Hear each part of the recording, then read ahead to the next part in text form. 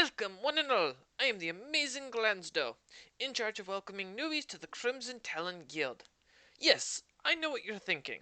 What happened to the Red Falcon? Well, the Red Falcon is a small extension of us. One of our subsets, if you will. And you lot are the finest and maybe stupidest candidates we could find to join in our hunt for lost treasure, Glen secrets, and anything worth selling. Also, welcome to the city of Blazing Hold. Through this video and through this recording, you will go ahead and click the next button in when I say so. That should make sense unless you're an idiot. I'm looking at you, Mizna. Slide 2, please. For those who have no idea about the world outside of your cozy little hovels, allow me to explain. This little presentation, or as I like to call it, the babysitting machine, is what shall tell you all about the world, so let's begin. Slide 3, please. This part of the world is made up of 9 main races, all fighting for power. And guess what? You're stuck right in the middle. But don't worry, I'll be going over each of them from here on out. Next slide, please. Then we have these 5 sub-races. Basically, these pictures are drawings by one of the guild members to give visual representation. I'll be going over them all, so don't you worry. Or maybe you should. Most likely one of these peoples is going to eat you, unless you're a baby. We don't eat babies. Greg, we don't eat babies, right? Right? Next slide, please. Alright, the hill dwarves. They fall into one of 2 categories, regardless of specialization. You are either warrior caste, god damn it, that drink, the rulers and soldiers of the kingdoms, or you are the craftsmen of the class. Or, god damn it, not again. Or you are craftsman class. Everyone else. Every hill dwarf has a job and thus takes tattoos that brand them as such. Once a family is given a craft, they are part of that craft till they die. Rather sad, really. The hill dwarves live in cities above ground and below. Most of the cities are built in hills or small mountains. Shocker there. Next slide, please. The map. And I feel like I should sing for this, but my voice would hurt. The nice thing is, since we are located here, we have plenty of information on this sort. We are here in Blazing Hold, right in the center of the map, and most of the cities and landmarks have been written down into our archives.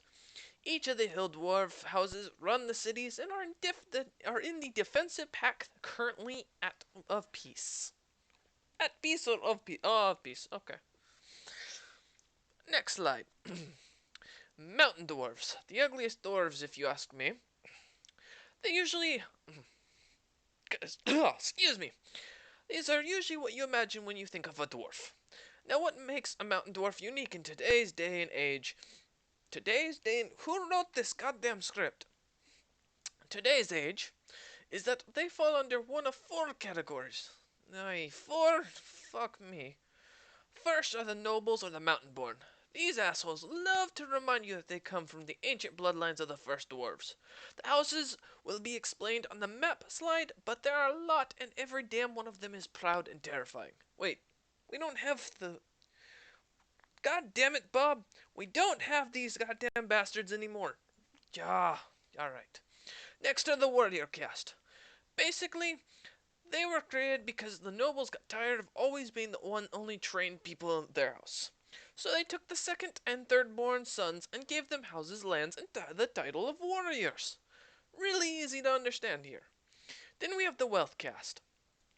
These are basically everyone who has a job and who is born to a family that carries on that craft.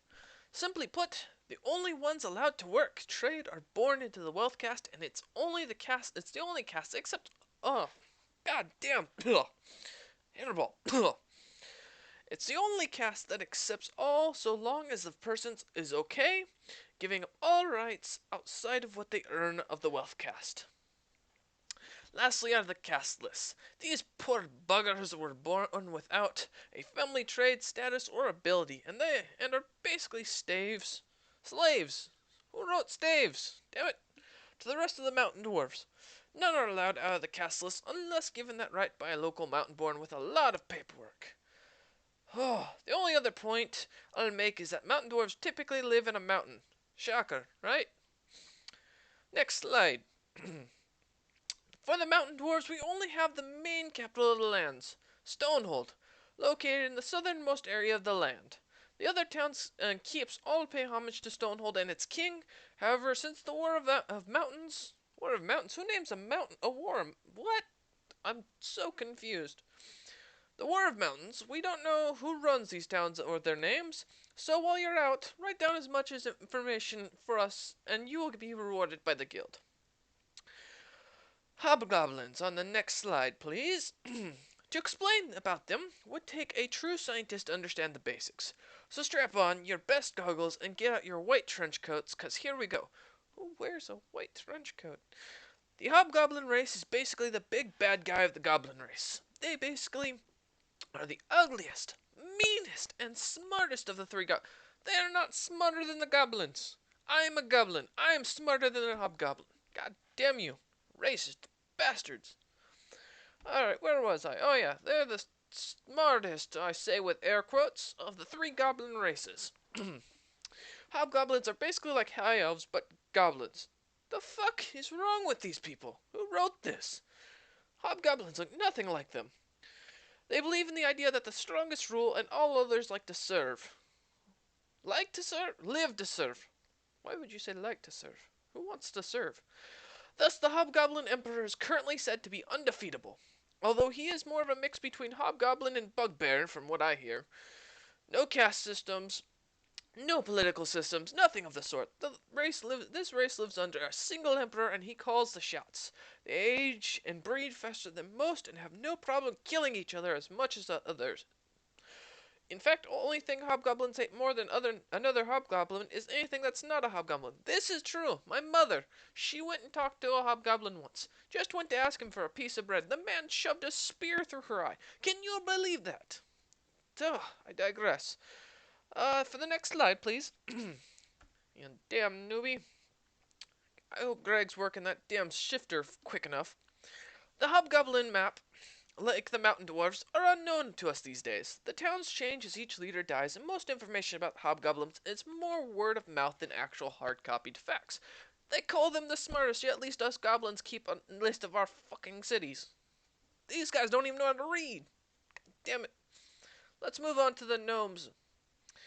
Gnomes come in all shapes and sizes, and does their society. Currently a conglomerate of city-states that all work under a representative Congress. The fuck is a represent? Who writes this shit? The gnomes just killed people. They're not fucking nice. Oh, where was I?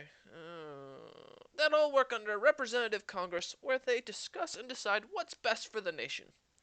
Each city varies more than the next, and anyone can do anything. But they do have one thing few other races focus on. They have school. The fuck's a school? School?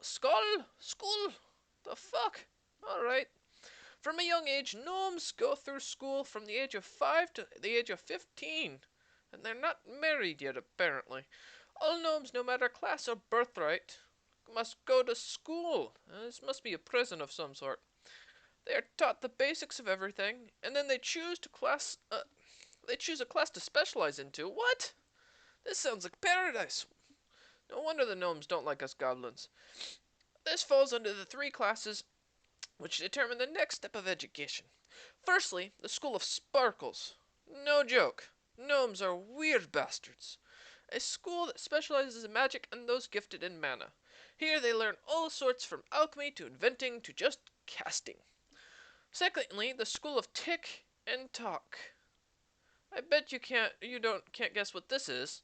This school is focused on for the inventor or engineer. What's an engineer? Greg, what's an engineer? Oh, that's alright, Greg's a mute.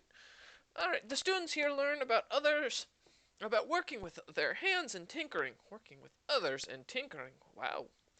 Lastly, the School of Blood. I like the name of this school. Whatever a school is. This school teaches us how to be a warrior. Us? The school teaches how to be a warrior. Oh, damn it. and trains you in such. Pretty simple, from fighting and with all weapons to strategy.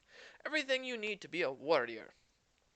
Now, this doesn't mean that the gnomes have to stick to said school. Sometimes they change. Sometimes they don't. Sometimes they even go back. All depends. Why would you go back to prison?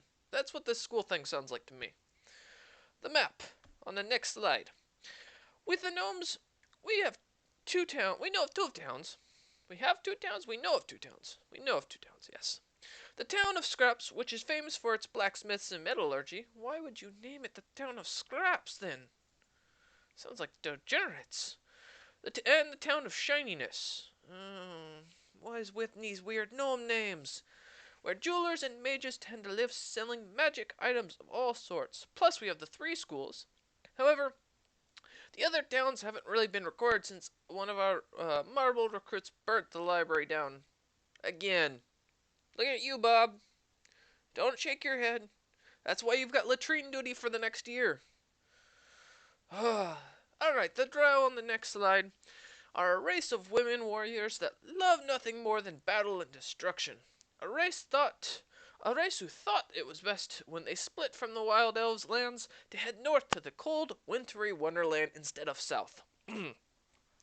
Thus, they evolved into hard bastards who preferred to raid rather than farm. Now, they even have schools where they teach them to raid, pillage, and sail the many seas. What the fuck is wrong with these people? Their queen runs everything, and she is supposedly the strongest warrior in the nation. Plus, if you love a woman who can gore you at the blink of an eye, she's pretty hot too. I mean, at least that's what my uncle said before he was decapitated. On the map we have here, well, good luck with these lot. The queen has forbidden us from entering the lands. What I wouldn't give to visit her cave. Anyways, so, any info we had was destroyed after an agreement was reached. That's a long story about that one. The elves. Don't mind my drawing here. It will make sense in a second, I promise. So elves are rather unique. You have your original cannibals of magic and all things not them. The high elves, renowned warriors of the warriors renowned warriors of the warriors known to eat the enemies that they slay and to be extremely magical. They eat people. Greg, do you hear this? Isn't your second cousin or mother or something like that a fucking elf? Oh, give me a second. I'm gonna need a drink after this. Alright, where was I? Ah, yes. I once saw a high elf eat a red orc after binding it. I was both turned on and scared at the same time. She was glorious. She wrapped it up in wait, was that a spider? Maybe that was a spider.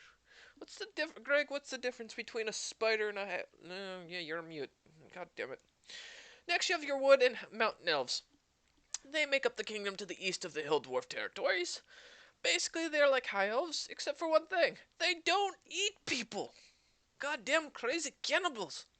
Anyways, the wood elves get wild magic and like to blow themselves up, and the mountain elves prefer to be anti-magic to an extent and live up in the mountains towards the north.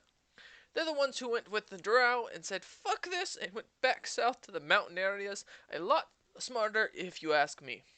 You also have the sea elves, which I'll talk about in a minute. On the map, we don't have any info on the high elves these days, let alone the snow elves, but we do have the territories of the mountain and wild elves available. We know about the white forest. Oh, pardon me, there's that eyeball from lunch. Alright, but we do have the territories of the mountain and wild elves available. We know about the White Forest, which borders the Drow territory, and the Burning Hills, aptly named for their volcanic tendencies. It's one hot steam bath, if you ask me. I think I lost a brother to that area. He thought the lava was candy. It looked like liquid or molten rum. It did not taste like molten rum. Alright. The Duergar, or the Dark Dwarves. We call them Dark Dwarves, or pains in the ass, if you ask me. The Duergar culture is one of clans. They love to work as families, but hate working with others. Honestly, they smell funny, too. But they are a race. Shocker. Who writes this shit? Their culture seems to be more focused on avoiding people these days. After the massive army of theirs was wiped out by a group called the Time Fucker. What the fuck? Who names themselves the Time Fuckers? Greg, get a load of the Time Fuckers. What could they have done? Who gets a name like that? That is the dumbest thing I've. Wait, seriously, this is the dumb name. I mean, just wow. Alright, led by the High King of the Humans, Lager, and the great and legendary General Log Voidwalker. The two paired together managed to wipe out an army of over 100,000. I remember this. They were on the orb here at the base. Man, that was a brutal battle. Then, boom, the fucking thing wiped out in a big black smoke or something. And the army was nothing but uniforms and weapons. Scariest thing I ever saw. If you ask me, I don't blame the Durgar for hiding after that. Most don't travel far. Can't blame them either. Oy, that was a brutal battle. On the next slide, we have the map. We're gonna start singing map songs at this rate. Ever heard of the Ten Commanders and how they held the Dark Dwarf lands from the Dragonborn invasion? No? Well, we don't have the full story, but we do have the positions marked on the map. Might be worth checking out someday. I hear there's a lich there that likes Dragonborn. Even had one tell him it was his god. That went over well.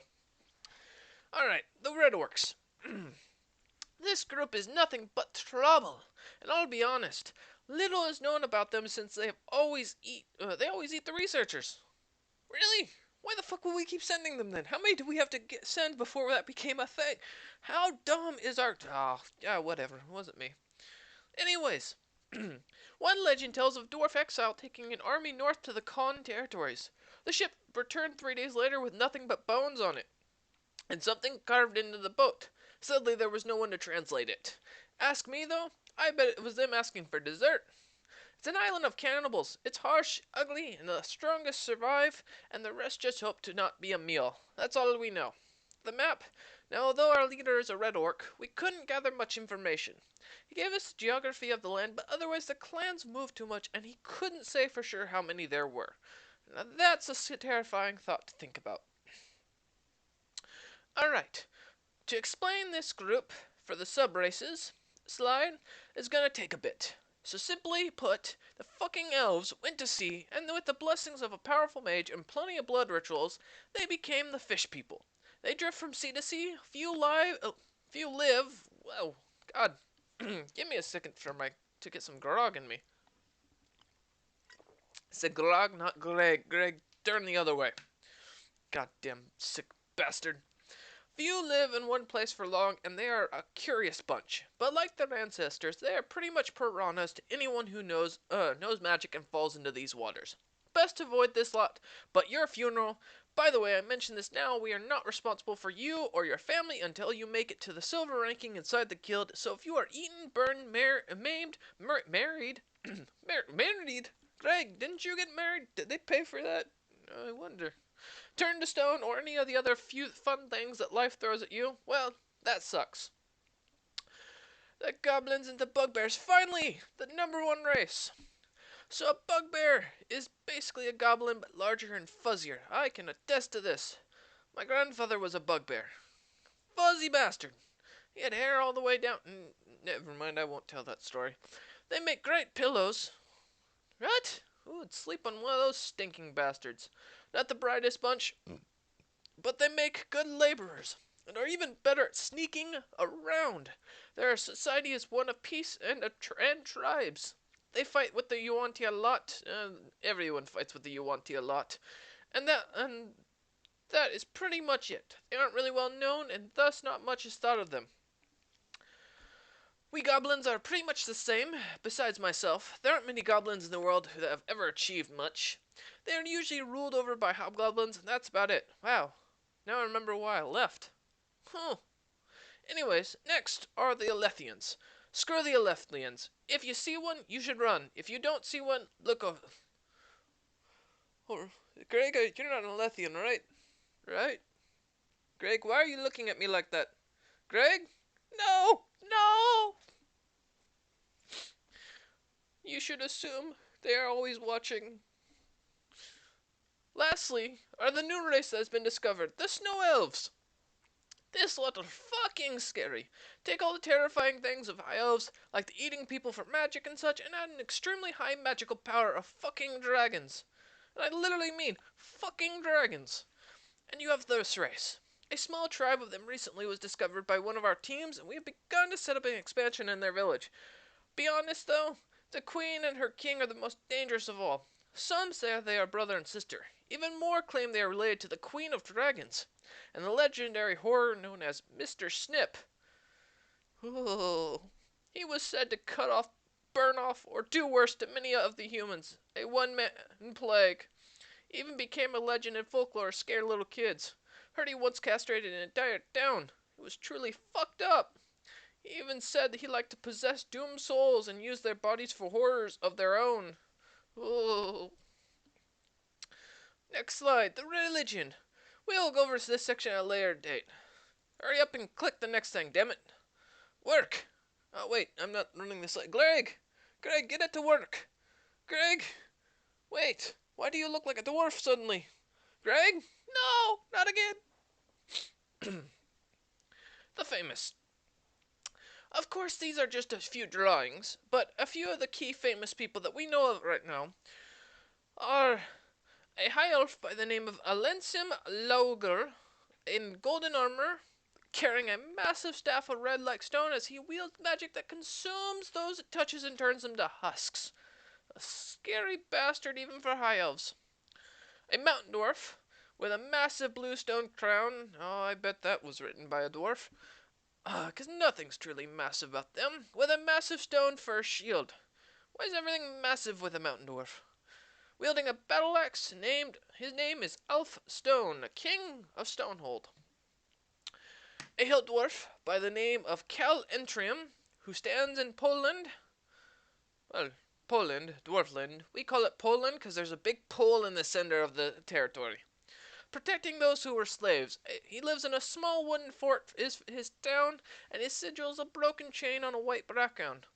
Background. God damn it, look what you do to me, Greg, when you do those stupid tacks. Greg? Greg vanished again. Where the fuck did he go? Anyways, a dark elf by the name of Norblock, a famous Viking and raider. It is said that his kingdom is on his boats, where 100-man crew follows him into battle as they raid and destroy. Lastly, the one known as the Bloody Mane, a red orc who is said to be the size of 2 red orcs. It's a big fucking red orc. He eats and kills with ease. Really? That's all we have on him? Thanks, Greg, wherever you are. Bob, go find Greg. Bob? Bob. Oh, yeah. I think someone just ate Bob. Alright, next slide. Just gonna ignore that. The current wars as follows. The current events are the current wars. We know of the House of Stone versus the Hill Dwarf Defensive Pact.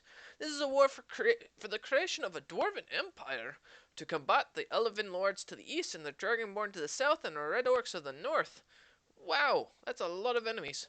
The House of Stone wants to be crowned the first emperors, but to you lot, I wouldn't worry. This just means more money or rare items. House Lauger versus Wild Elf Lords. The Lord Lensum wants the Wild Elf Lords subjugated into his small kingdom to give him the edge in soldiers against the other elven kingdoms. It makes sense, really. More soldiers, more money. Plus, poor thing is worried about the dangerous Ice Queen of the uninhabited realms. Those damn snow elves. I had a brother once. Maybe it was a cousin. He said he actually tried to sleep with a snow elf. His dick became frozen. Can you imagine that? Oh, poor thing. The Alethians versus the Draugr War. Since the loss at the Battle of Darkness, the Draugr have continued their retreat from the human lands, led by the legendary king Laugr the Unbroken. The Alethians have been fighting the Draugr in the dwarven territories of Dwayne, like Dwayne the Goblin Slayer? Or Dwayne the Rock Dwarf. Yes, that one. They've been fleeing the territories to maintain control of the lands. The Alethians and the Draugr are basically at war. That's all you need to know. Otherwise, that's it. That's all we know. More will brew with every week, I imagine, and we'll keep you updated whenever you show up to town. Next slide, please. Oh, Greg, you're back. Why do you have blood on your face? Greg, did you eat Bob? Greg, Greg, don't look at me like that. I've still got work to do, damn it. Oh, God, he's. Send help. Send help. Alright, the Crimson Talons. I better get talking before Greg eats me. We are the Crimson Talons, a trade guild who deals in everything. From people to artifacts. You probably heard of us, or one of our smaller groups, like the Red Falcon Inn, the Burgundy Beards, or the Burnt Lyrium. All are extensions of our guild and its members. Each no location sets up a shop and then pays us homage. We are the guild that is as old as time itself, or at least our great founder, a figure known as the Crimson Talon, a great warrior who has blessed this land by our by was blessed these lands of ours by the great king of all. What was the king of all's name? Does anybody remember? I don't. I bet you someone else has found it out. If you want to know more, we have a few books in the back. But our current leader is a red orc. Believe it or not, his name is Red Rum, or at least that's what everyone calls him. Why does Red Rum sound familiar? Greg, Greg, what? Yes, Greg. Obviously, I know you can't talk, but you should you need a board. You damn fucking. God damn it. Anyways, the last slide. You, you are our newest recruit. Woohoo! Celebrate good times, yahoo! Alright, enough of that. You're one of thousands on a waiting list to join our official trade guild and be given the chance to hunt down rare artifacts, sell your sword to the highest bidder, or make a name for yourself in some other way. Now, before you all go get dreamy-eyed on me, remember this. You're a low man on the totem pole. You're considered a marble cadet. There are 6 rankings in that guild that give more opportunities. First, the marble. You're a new recruit. Accept it. You do as we say and don't talk. Copper. Good news. You're not dead. Congratulations. Now you need to go out and do as we say, but you can now keep a small portion of the stuff you find. Silver. Wow. You're still breathing after that rat in the sewer quest? Now that you are Reek and hate the guild, you can now access higher tier quests and get involved in politics. You finally count in what the guild does and doesn't do, but you still stink. Gold. Well, you're alive, and we can't seem to kill you, and now you can actually fight back when we take your stuff. You are now able to visit our guild library and create your own quests. Platinum. You now have the ability to create your own guild and head it. You are now also part of our elite members and can train new members, gain favors on your own from your contractors, and pretty much do as you please in our name.